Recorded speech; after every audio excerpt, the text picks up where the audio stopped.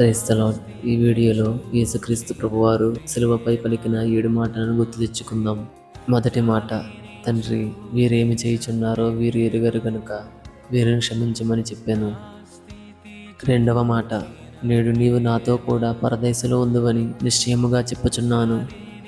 మూడవ మాట, అమ్మా, ఇదిగో నీ కుమారుడు, ఇదిగో నీ తల్లి. నాలుగవ మాట, నా దేవా, నా దేవా, నన్నెందుకు చేయబడినాడితివి. ఐదవ మాట, నేను తప్పికొనుచున్నాను.